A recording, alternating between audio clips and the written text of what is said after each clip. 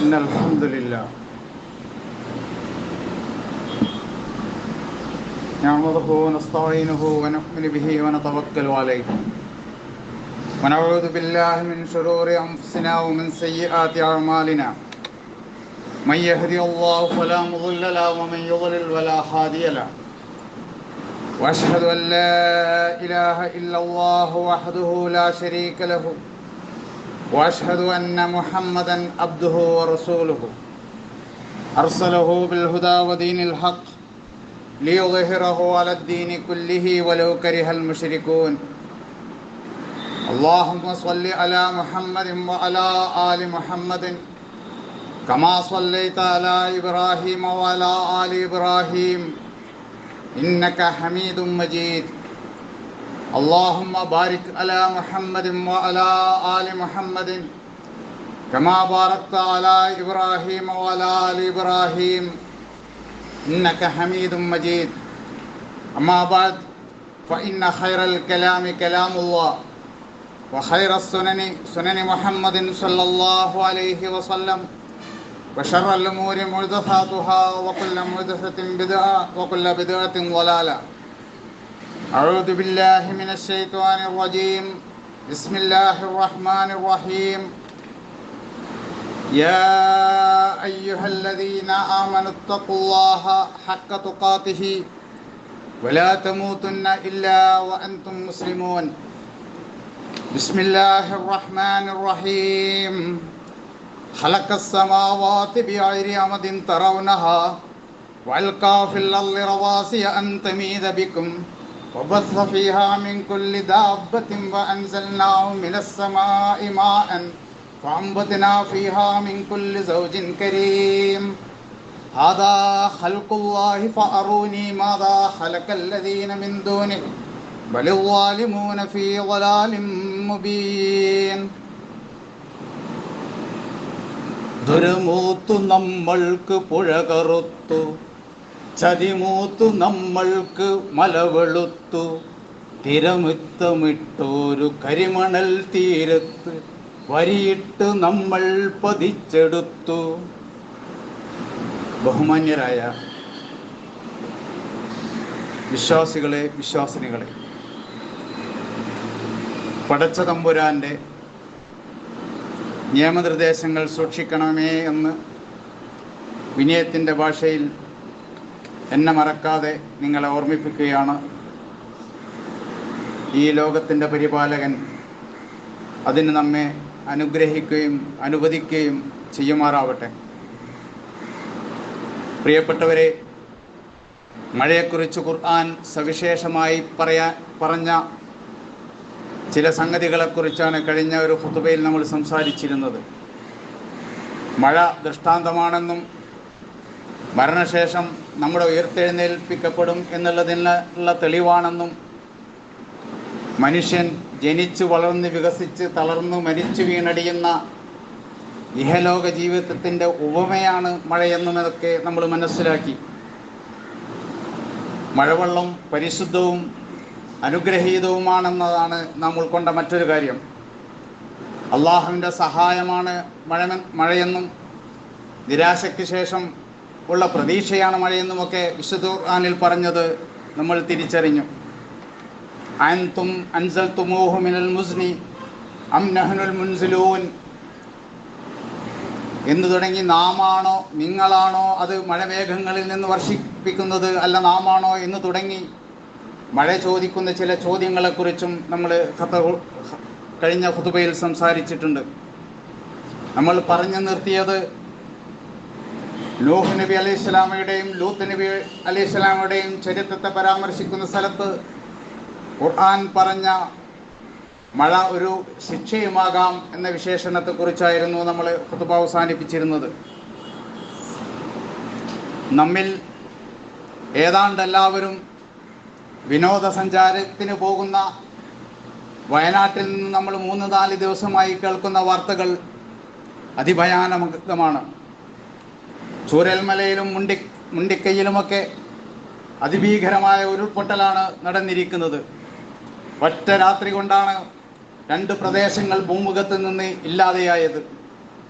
സുഖശീതളമായ കുളിരിൽ, മഴയുടെ കുളിരിൽ പുതച്ചു മൂടി ഇറങ്ങിയിരുന്ന അവരുടെ നാടും വീടും കൃഷിഭൂമിയും ഉറ്റവരെയും രേഖകളും സ്വപ്നങ്ങളുമെല്ലാം മലവെള്ളപ്പാച്ചിൽ പറിച്ച് പിഴുതെറിഞ്ഞിരിക്കുന്നു.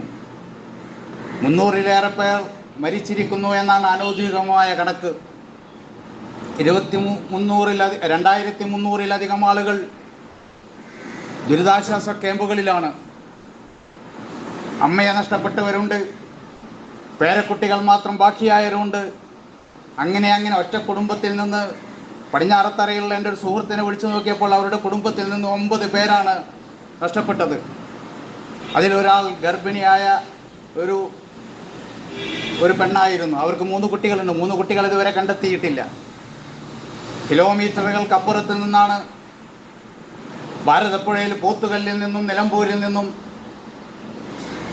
മൃതശരീരങ്ങളും കാൽപാദങ്ങളും കൈകളും മറ്റവയവങ്ങളുമൊക്കെ കിട്ടിക്കൊണ്ടിരിക്കുന്നത്. പോത്തുകല്ലില്ല ഒരു സുഹൃത്തിനെ വിളിച്ചു ചോദിച്ചപ്പോൾ അദ്ദേഹത്തിൻ്റെ മകനാണ് പുലർച്ചെ ഒഴുകി വരുന്ന ആദ്യത്തെ ഒരു കുട്ടിയുടെ ശവം കണ്ടത്. ഈ ദുരന്തം ആദ്യത്തെ സംഭവമല്ല. ദുരന്തങ്ങൾ ഒരു തുടർക്കഥയാവുകയാണ്. കഴിഞ്ഞ 7 വർഷത്തിനുള്ളിൽ 7 വൻ പ്രകൃതി ദുരന്തങ്ങൾക്ക് സാക്ഷ്യം വഹിച്ച നാടാണ് കേരളം. 2018-ൽ 480-ൽ പരം അവരുടെ ജീവനെടുത്ത മഹാപ്രളയമുണ്ടായി. 2019-ൽ കവളപ്പാറയിലും പുത്തുമലയിലും ഉരുൾപൊട്ടി 70-ലധികം ജീവനുകൾ നഷ്ടപ്പെട്ടു. 2020-ൽ ഇടുക്കിയിലും അതുപോലെ 666-ൽ പരം ജീവനപഹരിച്ച ഉരുൾപൊട്ടലുണ്ടായി. ഇതിനിടയ്ക്ക് നമ്മൾ ശ്രദ്ധിക്കാത്തൊരു കാര്യം, വടകരയിൽ വിലങ്ങാട് 500 കോടിയുടെ നഷ്ടമാണ് എന്നാണ് അവിടുത്തെ പ്രകൃതി ദുരന്തങ്ങളെക്കുറിച്ച് പറഞ്ഞത്. വയനാട്ടിലുള്ളതിനേക്കാൾ 4500-ലധികം ആളുകളാണ് ഈ കോഴിക്കോട് ജില്ലയിൽ ദുരന്ത നിവാരണ കേന്ദ്രങ്ങളിൽ താമസിച്ചു കൊണ്ടിരിക്കുന്നത്. പടച്ചതമ്പുരാൻ സ്വത്തും ഉറ്റവരെയും ഉടക്കെ മരണപ്പെട്ട ബന്ധുക്കൾക്ക് ക്ഷമിക്കാനും അതിജീവിക്കാനും ഒക്കെയുള്ള കരുത്ത് നൽകുമാറാവട്ടെ. ദുരന്തത്തിൽപ്പെട്ടവർക്ക് അള്ളാഹു ആശ്വാസം നൽകുമാറാവട്ടെ. ദുരന്ത ഭൂമിയിൽ പാഞ്ഞെത്തിയ ഒരുപാട് സന്നദ്ധ പ്രവർത്തകരുണ്ട്. അവർക്ക് അള്ളാഹു അർഹമായ പ്രതിഫലം നൽകുമാറാവട്ടെ. ഏറെ മനുഷ്യസ്നേഹികളാണ്, സന്നദ്ധ പ്രവർത്തകരാണ്, സർക്കാർ സംവിധാനങ്ങളാണ് ദുരന്ത ഭൂമിയിൽ പ്രവർത്തിച്ചു കൊണ്ടിരിക്കുന്നത്. എന്നിരുന്നാലും ആധുനിക സംവിധാനങ്ങളും സന്നാഹങ്ങളും എത്ര ഉണ്ടായിരുന്നാലും രക്ഷാപ്രവർത്തന ദൗത്യം വളരെ കുറച്ച് ശതമാനമേ ആയിട്ടുള്ളൂ എന്നാണ് പുറത്തു വരുന്ന വിവരങ്ങൾ സൂചിപ്പിക്കുന്നത്. വഴിമാറി വന്ന ഒരു പുഴയ്ക്ക് കുറുകെ പാലമിടാൻ സൈന്യം സർവ ശ്രമവും നടത്തിയിട്ടും 48 മണിക്കൂർ എടുത്തു. കുറച്ച് കാണുകയല്ല. 1944-ൽ ഒരു ബ്രിട്ടീഷ് ശാസ്ത്രജ്ഞൻ ഉണ്ടാക്കിയതാണ്, ഡൊണാൾഡ് എന്ന ശാസ്ത്രജ്ഞൻ ഉണ്ടാക്കിയതാണ് ആ ബെയിലി പാലം, ആ സംവിധാനം. അങ്ങനെയുള്ളൊരു ടെക്നോളജി അതുപയോഗിച്ച് ആണ് പാലമിട്ടിരിക്കുന്നത്. അപ്പോൾ എത്ര സന്നാഹങ്ങൾ ഉണ്ടായിരുന്നാലും മനുഷ്യ സംവിധാനങ്ങൾക്ക് മനുഷ്യൻ്റെ കഴിവിന് പരിധിയുണ്ട്. അവിടേക്ക് ആവശ്യപ്പെട്ട് ഉള്ള അത്യാവശ്യ വസ്തുക്കളെ കുറിച്ച് നമ്മൾ പത്രത്തിൽ വായിച്ചിട്ടുണ്ട്. അതിൽ വളരെ പ്രധാനപ്പെട്ട ഒന്ന് ഫ്രീസറുകളായിരുന്നു. ഫ്രീസറുകൾ ഒരിക്കലും ജീവൻ രക്ഷിക്കാനല്ല, കിട്ടുന്ന മൃതശരീരങ്ങളെയും ശരീരഭാഗങ്ങളെയും അഴുകാതെ തൽക്കാലം സൂക്ഷിക്കാനുള്ള സംവിധാനങ്ങളാണ്. വൈദ്യുതി നിലച്ചുപോയി, യാത്ര ദുഷ്കരമായി, ട്രെയിനുകളുടെ യാത്ര പോലും തടസ്സപ്പെട്ടത് നമ്മൾ അറിയുന്നു. മനുഷ്യൻ എത്രയോ നിസ്സാരനാണെന്ന് ഓരോ ദുരന്തവും നമ്മളെ പഠിപ്പിച്ചു കൊണ്ടിരിക്കുന്നു. കർണാടകയിലെ ശിരൂരിൽ ഒരു ലോറിയും വിലപ്പെട്ട ഒരു ജീവനും മണ്ണിലടിയിലായിട്ട് മലയിടിച്ച യന്ത്രങ്ങൾ 100 കണക്കിന് വന്നിട്ടും ഒരു പൊടി പോലും കിട്ടിയിട്ടില്ല. വയനാട്ടിൽ മണ്ണിനടിയുള്ള ശരീരങ്ങൾ, ജീവന്റെ തുടിപ്പുകളെ അറിയാൻ, മനുഷ്യനെ കുറിച്ചറിയാൻ നായയുടെ സംവിധാനം, അള്ളാഹുവിൻ്റെ സൃഷ്ടിയായ നായയുടെ സഹായം തേടിയതായി നമ്മൾ വാർത്ത വായിക്കുന്നു. നാം എത്ര ബലഹീനരാണ് ആലോചിക്കുക. സെന്റിന് ലക്ഷങ്ങൾ വിലയിട്ട് നമ്മൾ വാങ്ങുന്ന ഭൂമി, നമ്മൾ വിൽക്കുന്ന ഭൂമി, നമ്മൾ ചുറ്റുമതിൽ കെട്ടി അന്യർക്ക് പ്രവേശനമില്ല എന്ന് എഴുതി വെച്ചിരിക്കുന്ന ഭൂമി, ഇതാണ് ഒരൊറ്റ രാത്രി കൊണ്ട് നഷ്ടപ്പെടാൻ നിമിത്തമായിരിക്കുന്നത്. അള്ളാഹു പറയുന്നു,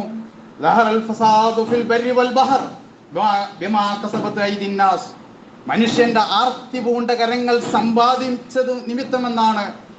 ആ ആയത്തിൽ നിങ്ങൾ പരിശോധിച്ചാൽ അതിന്റെ അർത്ഥത്തിന്റെ വ്യാഖ്യാനത്തിൽ കാണുക. ഖുർആൻ ഇങ്ങനെ പറഞ്ഞാൽ പലർക്കും കലിപ്പാണ്, വിയോജിപ്പാണ്, അവർ പലതും പുലമ്പും. ഒരു കവിയുടെ വാക്കുകളാണ് ഞാൻ ആദ്യം ചൊല്ലിവെച്ചത്.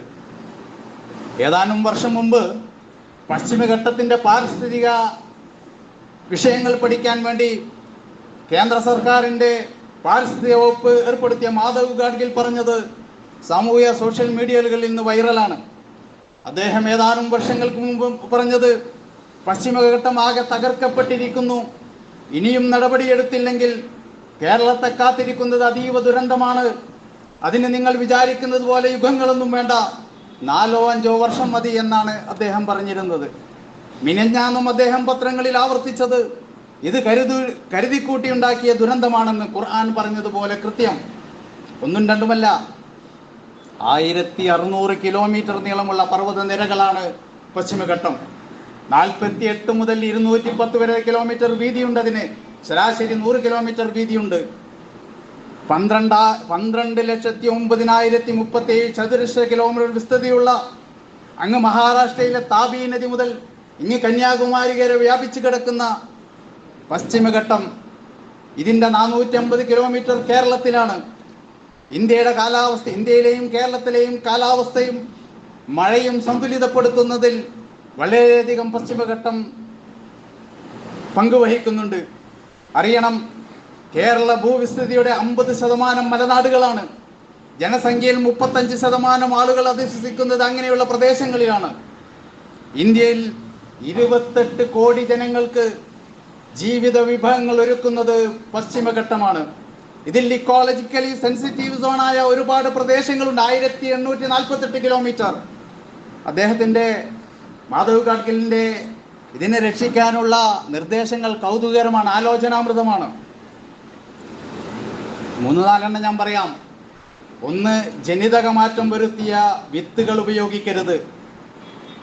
പ്ലാസ്റ്റിക്കുകൾ കർശനമായി തടയണം. പ്ലാസ്റ്റിക് ഉപയോഗം കർശനമായി നിയന്ത്രിക്കണം. ജൈവ കൃഷി പ്രോത്സാഹിപ്പിക്കണം. വനഭൂമിയും കൃഷിഭൂമിയും നിർമ്മാണ പ്രവർത്തനങ്ങളില്ലാതെ സംരക്ഷിക്കണം. ജലസ്രോതസ്സുകൾ പരിപാലിക്കണം. ഇതൊക്കെ തത്വത്തിൽ അംഗീകരിച്ചു കണ്ടാണ് പിന്നീട് വന്ന കസ്തൂരി രംഗനും അതിനുശേഷം വന്ന ഉമ്പൻ കമ്മിറ്റിയുമൊക്കെ വീണ്ടും പഠനങ്ങൾ ഇറക്കിയത്. ഇതൊക്കെ ഒരു മുസ്ലിം പണ്ഡിതനാണ് പറഞ്ഞത് വിചാരിച്ചോ? എങ്ങനെ ഉണ്ടാവും? പുകിലുകൾ. ഇവിടെ ലക്ഷക്കണക്കിന് ഹെക്ടറുകൾ സ്വാഭാവിക വനമാണ് നശിപ്പിക്കപ്പെട്ടത്. ഭൂമിയുടെ സന്തുലിതത്വത്തെയും മണ്ണിനെയും സംരക്ഷിക്കുന്ന വൻമരങ്ങൾ പിഴുതെടുത്ത് മലമാന്തി കോർപ്പറേറ്റുകൾക്ക് കാപ്പി, ചായ, റബ്ബർ തോട്ടങ്ങൾക്ക് പതിച്ചു കൊടുക്കുകയും റിസോർട്ടുകളായി മാറുകയും ചെയ്തു. എത്ര ഒരു കിണർ ആവശ്യമാണ്. എന്നാൽ ഒരു ബോർവെൽ ഉപയോഗിച്ച് ആഴത്തിൽ കുഴിച്ച് വെള്ളം ഊറ്റിയെടുത്ത് വിൽക്കുന്നത് അത് ആർത്തിയാണ്. ഒന്ന് ആവശ്യമാണെങ്കിൽ ഒന്ന് ആർത്തിയാണ്. കരിങ്കൽ കോറികൾ നമ്മുടെ വികസനത്തിന് ആവശ്യമാണ്. അനുവദിക്കുന്ന കരിങ്കൽ കോറികളിൽ നിന്ന് വരെ അതിനേക്കാൾ എത്രയോ മടങ്ങ് പാറകൾ പൊട്ടിച്ചു കൊണ്ടുവരുന്നത് അനനുവദനീയമാണ്, അക്രമമാണ്. മല തുരന്ന് തുരങ്കപാതകൾ നമുക്ക് ആവശ്യമുണ്ട്. വികസനം വേണം, പുരോഗതി വേണം, എല്ലാം വേണം. പക്ഷേ പരിധി വിടരുത്. ക്രമം തെറ്റിയതിനെല്ലാം ഖുർആൻ പറഞ്ഞത് അക്രമം എന്നാണ്. എല്ലാം മറന്നുകൊണ്ടാവരുത് നമ്മുടെ വികസനങ്ങൾ. ഇനി ഞാൻ ഓതി വെച്ച ആയത്ത് ഒന്നുകൂടി വായിക്കുക. സൂറത്ത് റൂമിലെ 41-ാം വചനം. ലഹറൽ ഫസാദു ഫിൽ ബർരി വൽ ബഹർ ബിമാ കസബത് ഐദിൻ നാസ്. ജനങ്ങളുടെ കരങ്ങൾ പ്രവർത്തിച്ചത് നിമിത്തം, ആർത്തി പൂണ്ട് പ്രവർത്തിച്ചത് നിമിത്തം. നമുക്കിങ്ങനെ ചക്രവാത ചുഴി, ന്യൂനമർദ്ദം, മേഘവിസ്ഫോടനം, ഇടനാഴി, അരനാഴി, യെല്ലോ, ഓറഞ്ച്, റെഡ് അലേർട്ടുകൾ എന്നൊക്കെ പേരും അതിരും തോതും അളവുമൊക്കെ പറയാമെന്നല്ലാതെ ആർട്ടിഫിഷ്യൽ ഇന്റലിജൻസിന്റെ ഈ നൂതന ലോകത്തും മനുഷ്യൻ നിസ്സാരനാണെന്നാണ് ഇത്തരം ദുരന്തങ്ങൾ നമ്മൾ ഓർമ്മിപ്പിക്കുന്നത്. ഭൂകമ്പമോ ഉരുൾപൊട്ടലോ പ്രളയമോ മഴയോ എന്തിനൊരു ചുഴി പോലും നമുക്ക് തടയാൻ കഴിയാത്ത സ്ഥിതിയാണുള്ളത്. മലയും പുഴയും മഴയും ഭൂമിയും നമ്മോട് ചില വർത്തമാനങ്ങൾ പറഞ്ഞതിനെ കുറിച്ച് നമ്മൾ നേരത്തെ സൂചിപ്പിച്ചിട്ടുണ്ട്. ഒരു സാഹിത്യകാരൻ പറഞ്ഞത്, മഴ പറയുന്നു ഒരു കുഴപ്പവുമില്ലാതെ പണ്ട് ഞാൻ ഒരുപാട് പെയ്തതാ, പക്ഷേ നിങ്ങൾ എൻ്റെ വഴി തടഞ്ഞു. നമ്മൾ സോഷ്യൽ മീഡിയയിൽ വായിച്ചു അത്. പുഴ പറയുന്നു, നാളെ ഇതുവരെ ഒന്നുമില്ലാതെ ഞാൻ എത്ര ഒഴുകിയതാ, നിങ്ങൾ എൻ്റെ നെഞ്ചു കയ്യേറി. ഭൂമി പറയുന്നു, പണ്ടും ഞാൻ ഒരുപാട് വെള്ളം കുടിച്ചതാ, ഇന്ന് നിങ്ങൾ എൻ്റെ വായിൽ കോൺക്രീറ്റ് ഇട്ടടച്ചു. ഭൂമി വെള്ളം ശേഖരിക്കുന്ന പാടവും കുളവും നമ്മൾ നികത്തിയിരിക്കുന്നു. മല പറയുന്നു, ഇന്നിത്ര നാളും ഞാൻ എത്ര പേമാരികളിൽ ഉറച്ചു നിന്നതാ, നിങ്ങൾ എൻ്റെ കയ്യും കാലും പേരും അറുത്തില്ലേ, അതുകൊണ്ടല്ലേ പിടിച്ചു നിൽക്കാനാവാതെ ഞാൻ ഈ ഉരുൾപൊട്ടലിൽ ഒലിച്ചുപോയത്. പ്ലാസ്റ്റിക് മാലിന്യമിട്ട് കൊട്ടിയടച്ച അഴുക്ക് ചാലുകൾ തിരിച്ചു കൊടുത്താൽ, കയ്യേറിയ കരകൾ തിരികെ ഏൽപ്പിച്ചാൽ ഇവരൊക്കെ അതിൻ്റെ പാട്ടിന് പോയിക്കോളും. ഇതൊന്നും ദൂരെ എവിടെയോ ആരോ ചെയ്യുന്നതല്ല. നമ്മുടെ നാട്ടിൽ പുരോഗമനത്തിന്റെ പേരിൽ, വികസനത്തിന്റെ പേരിൽ പാരിസ്ഥിതിക പര്യാലോചനകളൊന്നുമില്ലാതെ നമ്മൾ ചെയ്യുന്നതാണ്. ഇപ്പോൾ പണി നടക്കുന്ന നാഷണൽ ഹൈവേ കുറിച്ച് ആലോചിക്കുക. വികസനത്തിനെതിരല്ലോ, ആവർത്തിച്ചു പറയട്ടെ, ഏതോ കോർപ്പറേറ്റ് ഭീമന്റെ ട്രക്കുകൾക്ക്, കണ്ടെയ്നറുകൾക്ക് കുതിച്ചു പോയാനാണത് എന്ന ചിലരുടെ ആരോപണം അവിടെ ഇരിക്കട്ടെ. അതിനു വേണ്ടി, നമ്മുടെ സൗകര്യത്തിനാണെങ്കിൽ വേണ്ടി തന്നെ അതിനിടച്ചു നിർത്തിയ മലകൾ എത്രയാണ്, മണ്ണിട്ട് മൂടിയ ജലസ്രോതസ്സുകൾ എത്രയാണ്, മരുന്നിട്ട് പൊട്ടിച്ച പാറകൾ എത്രയാണ്, കോൺക്രീറ്റ് നിറച്ച കൃഷിഭൂമികൾ എത്രയാണ്, നാം ആലോചിക്കേണ്ടതുണ്ട്. എന്തിന്? നമ്മൾ വലിച്ചെറിയുന്ന പ്ലാസ്റ്റിക് വേസ്റ്റിന്റെ പോലും കേരളത്തിലെ മാത്രം അതിന്റെ കണക്കൊന്ന് ഗൂഗിളിൽ സെർച്ച് ചെയ്ത് നോക്കുക. അപ്പോൾ വേരോട്ടം പറഞ്ഞ മരങ്ങൾ പറയില്ലേ, പഠിച്ചു നിർത്താമായിരുന്നു, ഇനിയെങ്കിലും എന്നെ ഉപദ്രവിക്കാതിരിക്കുക, ഒറ്റക്കാലിലെങ്കിലും ഞാൻ ഇത് പിടിച്ചു നിർത്തിക്കൊള്ളാം എന്ന് പ്രകൃതി പറയുന്നു. പ്രകൃതി പ്രതികരിക്കാൻ തുടങ്ങിയിരിക്കുന്നു. സൂറത്തുൻ നബലിൽ അല്ലാഹു പറയുന്നു, അലം നജലിൽ മിഹാദ വൽ ജിബാല ഔതാദ, ഭൂമിയെ നാം വിരിപ്പുകളും മലകളെ ആണികളുമാക്കി. സൂറത്തുൽ ഫുസിലത്തിൽ വജഅല ഫീഹാ റവാസിയ മിൻ ഫൗഖിഹാ വബാറക ഫീഹാ വഖദ്ദറ ഫീഹാ, ഭൂമിയുടെ ഉപരിഭാഗത്ത് ഉറച്ചു നിൽക്കുന്ന മരങ്ങളെ, അതിൽ ഉറച്ചു നിൽക്കുന്ന പർവ്വതങ്ങളെ നാം ഉണ്ടാക്കിയിരിക്കുന്നു, അതിൽ നിങ്ങൾക്ക് അഭിവൃദ്ധി ഉണ്ടാക്കിയിരിക്കുന്നു, അതിലെ ആഹാരങ്ങൾ അവൻ വ്യവസ്ഥപ്പെടുത്തിയിരിക്കുന്നു. ആശ്ചര്യകരമാണ് ഈ പ്രസ്താവം. അതിൻ്റെ വിശദീകരണങ്ങൾ ആവശ്യമില്ല, വ്യാഖ്യാനങ്ങൾ ആവശ്യമില്ല. ഞാൻ ആമുഖമായി ഓതിവെച്ച 31-ാമത്തെ സൂറത്തുൽ ലുഖ്മാനിലെ ആയത്തിലും പറയുന്നത്, നിങ്ങളേതുമായി ഭൂമി ചാഞ്ചാടാതിരിക്കാൻ, ഇളകാതിരിക്കാൻ ഞാൻ പർവ്വതങ്ങളെ ആണികളാക്കി എന്നാണ്. സൂറത്തുൽ ഹിജ്റിലെ ഒരു പ്രസ്താവം.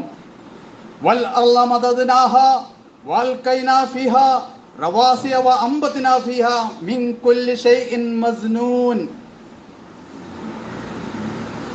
അതിലെ മസ്നൂൻ എന്ന പദത്തെ പർവ്വതങ്ങളുടെ ജീവിത വിഭവങ്ങൾ പർവ്വതങ്ങളെ നിർണിതവും സന്തുലിതവുമാക്കി എന്നാണ് അതിൻ്റെ അർത്ഥമെന്ന് വ്യാഖ്യാനിച്ച ഖുർആൻ വ്യാഖ്യാതാക്കൾ പറയുന്നു. എർത്ത് സയൻസ് എന്ന ഭൂമിശാസ്ത്ര ഗ്രന്ഥത്തിൽ പർവ്വതങ്ങൾ ഭൂമിക്കടിയിലേക്ക് ചൂവൈ തേടി നിൽക്കുന്നുവെന്നും അതിൻ്റെ ഘടന ആണികൾ, ഖുർആൻ പറഞ്ഞതുപോലെ ആണിയുടെ ഘടനയാണെന്നും പെഗ് ലൈക്ക് സ്ട്രക്ചർ എന്നാണ് ആ ഗ്രന്ഥത്തിൽ വിശേഷിപ്പിച്ചത്. അതിനെ സന്തുലിതപ്പെടുത്തുന്നതാണ് പർവ്വതങ്ങൾ എന്നതിന് ആ ഗ്രന്ഥത്തിൽ തന്നെ പ്രയോഗിച്ചത് സ്റ്റെബിലൈസിങ് ഇഫക്റ്റ് എന്നാണ്. ആലോചിക്കേണ്ടതുണ്ട്. അന്ത്യനാളിൽ മലകൾ ഇളകിപ്പാറുമെന്നും അതോടെ ഭൂമി ചാഞ്ചാടുമെന്നും സമുദ്രപ്പായി മാറുമെന്നും പൊടികളായി മാറുമെന്നും ഒക്കെ ഖുർആൻ പറഞ്ഞിട്ടുള്ളതും ഇതിനോട് നമ്മൾ ചേർത്ത് വായിക്കേണ്ടതാണ്. ഇങ്ങനെ വ്യത്യസ്തമായ വായന നടത്തുന്ന, ആലോചന ഉണ്ടാവുന്ന സത്യവിശ്വാസികളിൽ അള്ളാഹു നമ്മെ ഉൾപ്പെടുത്തുമാറാവട്ടെ.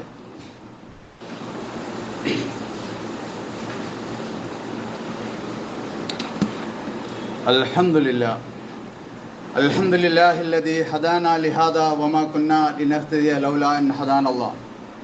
റബ്ബി ഇശ്റഹ് ലി സദ്രി വയസ്സിർ ലി അംരി വഹ്ലുൽ ഉഖ്ദതൻ മിൻ ലിസാനി യഫ്ഖഹു ഖൗലി. യാ അയ്യുഹന്നാസ് ഊസീകും സാനിയൻ ബിത്തഖ്വല്ലാഹ്. ഒരിക്കൽ കൂടി റബ്ബിനെ സൂക്ഷിച്ച് ജീവിക്കണേ എന്ന് ഉണർത്തുകയാണ്. നാഥൻ അനുഗ്രഹിക്കുമാറാവട്ടെ. നമ്മൾ വിശ്വാസികളാണ്. മൊബൈലിൽ ദുരന്ത വാർത്തകൾ തോണ്ടി വിടേണ്ടവരല്ല നമ്മൾ. ആകാശത്ത് കാർമേഘങ്ങൾ ഉരുണ്ടുകൂടുമ്പോൾ നബി സല്ലല്ലാഹു അലൈഹി വസല്ലം ആശങ്ക കൊണ്ട് നിറം മാറുമായിരുന്നുവെന്ന് ആയിഷ ബീവി റിപ്പോർട്ട് ചെയ്ത ഹദീസിലുണ്ട്. അങ്ങനെ ബുദ്ധിമുട്ടില്ലാതെ മഴ പെയ്താൽ നബിയുടെ മുഖം സന്തോഷമാകും.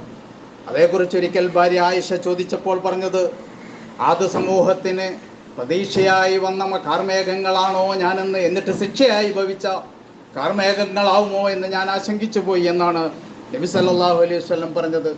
സൂറത്ത് അഹ്കാഫിൽ 24-ാം വചനത്തിൽ ഇതിനെക്കുറിച്ചുള്ള വിശദീകരണമുണ്ട്. സൂറത്ത് യൂസുഫ് 105-ാം വചനത്തിൽ അള്ളാഹു പറയുന്നു, ആകാശത്തിലും ഭൂമിയിലത്തെ എത്ര ദൃഷ്ടാന്തങ്ങളാണ്, കരികിലൂടെ അത് ശ്രദ്ധിക്കാതെ അശ്രദ്ധരായി അവർ നടന്നു നീങ്ങുന്നു. നമ്മൾ അങ്ങനെ ആയിക്കൂടാ. അള്ളാഹുവിനാണ് എല്ലാറ്റിൻ്റെയും ആധിപത്യമെന്ന്, മലകളായിരുന്നാലും ഭൂമിയായിരുന്നാലും എല്ലാറ്റിൻ്റെയും ആധിപത്യം അള്ളാഹുവിനാണെന്ന് നമ്മൾ മനസ്സിലാക്കേണ്ടതുണ്ട്. ലഹു മുൽക്കു സമാവാതി വൽ അർളി യുഹ്യി വയുമീതു വഹുവ അലാ കുല്ലി ഷൈഇൻ ഖദീർ. സൂറത്തുൽ ഹദീദ് 2-ാമത്തെ വചനം. എല്ലാ കാര്യത്തിനും കഴിവുള്ളവനാണ് അല്ലാഹു. ലഹു മുൽക്കു സമാവാതി വൽ അർളി, ആകാശ ഭൂമികളുടെ ആധിപത്യം അവനാണ്. യുഹ്യി വയുമീത്, അവനാണ് ജീവിപ്പിക്കുന്നവനും മരിപ്പിക്കുന്നവനും. വഅൻസൽനാ മിനസ് സമാഇ മാഅൻ ബിഖദരിൻ ഫഅസ്കന്നാഹു ഫിൽ അർള്. അള്ളാഹു ഖുർആനിൽ ആവർത്തിക്കുന്നു, നിശ്ചിത തോതിൽ മഴ വർഷിപ്പിക്കുന്നവനാണ്. അതിനെ ഭൂമിയിൽ നിശ്ചിത തോതിൽ തങ്ങി നിൽക്കാനുള്ള സംവിധാനമൊരുക്കിയതും അവനായിട്ടാണ്. നമ്മളായിട്ട് അതിൻ്റെ താളഭംഗം ഉണ്ടാക്കരുത്. വലക്കത് തറക്നാഹാ ആയത്തും ഫഹൽ മിൻ മുദ്ദക്കിർ. തീർച്ച പ്രളയത്തെ നാം ഒരു ദൃഷ്ടാന്തമാക്കി അവശേഷിപ്പിച്ചിട്ടുണ്ട്. ആലോചിച്ച് മനസ്സിലാക്കാൻ ആരെങ്കിലും ഉണ്ടോ എന്ന് 1450 വർഷങ്ങൾക്ക് മുമ്പ് അവതരിച്ച ഖുർആനിൽ അള്ളാഹു ചോദിക്കുന്നു. 41-ാമത്തെ സൂറത്ത് ഫുസ്സിലത്തിൽ ദൈവത്തിൻ്റെ ദൃഷ്ടാന്തങ്ങളിൽപ്പെട്ടത് തന്നെയാണ് ഭൂമിയെ ഇറുകിപ്പിടിച്ചതായി നമ്മൾ കാണുന്നതും അതിൽ നിന്ന് നാം മഴവെള്ളം ഇറക്കിയാൽ അത് കുതിർന്ന് ഇളകുകയും ചീർക്കുകയും ചെയ്യുന്നത് നിനക്ക് കാണാമെന്നും പടച്ചവൻ എല്ലാറ്റിനും കഴിവുള്ളവനാണെന്നും പറഞ്ഞിട്ടുണ്ട്.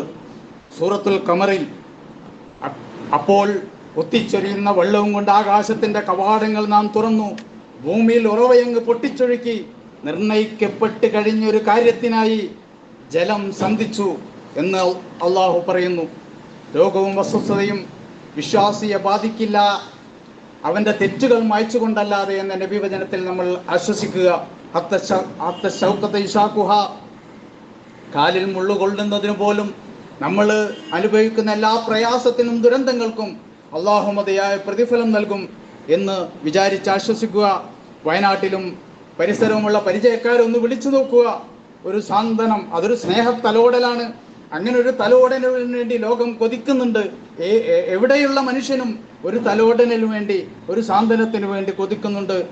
ഇതൊക്കെ ദൂരെ വയനാട്ടിലല്ലേ ദുരന്തങ്ങൾ, അഗ്നിപർവ്വതം അങ്ങ് ഇറ്റലിയിലും ചിലിയിലുമൊക്കെയല്ലേ എന്ന നിലപാട് വിശ്വാസിയായ നമ്മളിൽ ഉണ്ടായിക്കൂടാ. രാത്രിയിൽ ഉറങ്ങിക്കൊണ്ടിരിക്കെ ശിക്ഷ വരുന്നതിനെ കുറിച്ച് നിങ്ങൾ നിർഭയരാണോ എന്ന് അള്ളാഹു ചോദിക്കുന്നുണ്ട്. അത് നമ്മളോടാണ്, അത് വയനാട്ടിലുള്ളവരല്ല. ഉറങ്ങിക്കിടക്ക ശിക്ഷ വരുന്നതിനെ കുറിച്ച് നിങ്ങൾ ഭയമില്ലാതെ ഇരിക്കുകയാണോ എന്ന് അള്ളാഹു ചോദിക്കുന്നത് നമ്മളോടാണ്. ഒരിക്കലും ഒരു നനവ് പടരാത്ത അടുപ്പിൽ നിന്ന് ഉറവ് പൊട്ടിച്ചൊഴുക്കിയ അള്ളാഹുവിനെ കുറിച്ച് സൂറത്തുൽ ഹൂദിൽ നൂഹ് നബി സല്ലല്ലാഹു അലൈഹി വസല്ലമയുടെ ചരിത്രം പറഞ്ഞെടുത്ത് നമ്മൾ വിശദീകരിച്ചിട്ടുണ്ട്. അതുകൊണ്ട് നിങ്ങളുടെ മുകൾ ഭാഗത്ത് നിന്നും കാൽച്ചുവട്ടിൽ നിന്നും, സൂറത്ത് അൻആമിൽ 65-ാമത്തെ വചനം, മിൻ ഫൗഖിക്കും ഔ മിൻ തഹതി അർജുലിക്കും, നിങ്ങളുടെ മുകൾ ഭാഗത്ത് നിന്ന്, നിങ്ങളുടെ കാൽപാദങ്ങളുടെ അടിയിൽ നിന്ന് ശിക്ഷ വരുത്താൻ കഴിവുള്ളവനാണ്, പരീക്ഷണം വരുത്താൻ കഴിവുള്ളവനാണ് അള്ളാഹു. ഗ്യാസ് ഒന്ന് പൊട്ടിത്തെറിച്ചാൽ, വീടിനോട് ചേർന്ന് നമ്മൾ നിർമ്മിച്ച കിണറൊന്നിടിഞ്ഞു പോയാൽ അള്ളാഹു കാത്തു രക്ഷിക്കുമാറാവട്ടെ. 1500 സജീവമായ അഗ്നിപർവ്വതങ്ങൾ ഈ ലോകത്തുണ്ട് എന്നാണ് കണക്ക്. അതല്ലാത്തത് വേറെയും. 1501 നമ്മുടെ കാലിനടിയിൽ നിന്നാക്കാൻ അള്ളാഹുവിനൊരു പ്രയാസവുമില്ല. സുനാമി കാണാൻ പോയ MLA അടക്കം സുനാമിയിൽപ്പെട്ട് ദുരന്തത്തിൽപ്പെട്ടത് ഈ കേരളത്തിലാണ്. നമ്മളത് അറിഞ്ഞവരാണ്. വേണമെങ്കിൽ വഴിമാറി ഒഴുകാൻ 44 നദികളുള്ളത് കേരളത്തിലാണ്, വൻ നദികൾ. അതല്ലാതെ വേറെ തോടുകളും പുഴകളും വേറെ. അതുകൊണ്ട് ഒരു പ്രീ ഡിസാസ്റ്റർ മാനേജ്മെന്റിന് വേണ്ടി വേറിട്ട ഒരു ചിന്ത നമ്മിൽ നിന്ന് ഉണ്ടാവേണ്ടതുണ്ട്. ഒരു പാഠവും പഠിക്കാത്ത വിദ്യാസമ്പന്നരുടെ നാടായി കേരളം മാറിയതുപോലെ നമ്മൾ മാറിക്കൂടാ.